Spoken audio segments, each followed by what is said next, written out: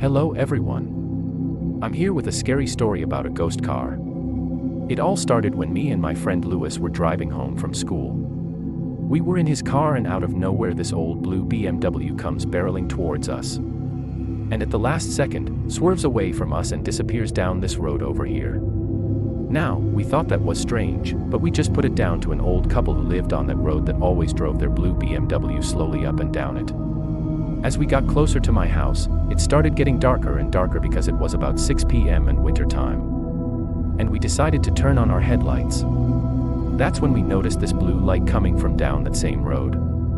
And as it got closer, we could see that it was a car. And as it passed by, we could just make out the shape of the person in the driver's seat. And the scariest thing was that it was an old blue BMW. I seen this before. Somewhere. Now, we were both a little scared at this point, so we just carried on driving until we got to my house. But then as we turned our heads to look at the road in front of us, we saw the blue BMW again, but this time it was going the other way. And then we saw the person in the driver's seat again, but it looked like they were waving at us.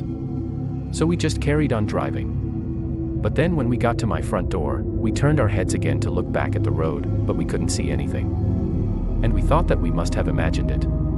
But then as we turned around to go into my driveway, we saw the ghost car again. This time it was parked in front of my house. And then the driver opened the door and got out. And at first we thought that he was going to come towards us. But he just stood there for a while looking at us, and then he walked back to his car and got in. Then he did something that really freaked us out. He reversed the car at high speed, turned around and went straight through my wooden fence, and then he sped off down the road. I was pretty scared at this point, so I ran inside and locked the door. Then I went to the window to see if I could see the ghost car. All I could see was the red lights from the brake lights going up the road. Then suddenly the light stopped and I heard a loud bang. Then the car started coming back down the road with its headlights on. I don't know why, but I felt the need to go outside and see what had happened. So I ran to the front door and wrenched it open and ran outside. There in front of me was the ghost car, and it had crashed into my neighbor's tree. And I could see the driver slumped over the steering wheel. For some reason, I felt compelled to go over to the car and see if the driver was okay. So I walked over and looked through the window. That's when I saw the driver's face. His skin was gray and lifeless, and he had a big cut on his neck. I screamed and ran away. The next morning I told my mom about what I had seen, and she said that we should go and tell the police. So we did. But when they came, they said that there was no record of a crash or a dead body.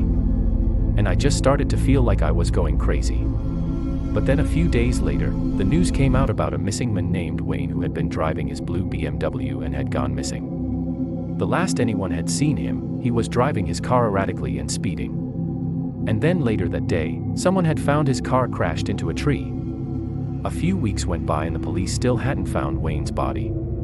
And then one night I was awoken to the sound of screaming, and I went to my window to see what was happening. And there in my driveway was Wayne's blue BMW. And then Wayne came out of the car looking pale and weak. He looked like a zombie. Then he started walking towards my house, and I quickly shut the curtains. I didn't want him to see me. But then he started banging on my door. And when I opened it, he looked at me and said, "Please help me." But then he just kept staring at me without blinking. And I started to get scared. And that's when I realized that he wasn't human. He was a ghost.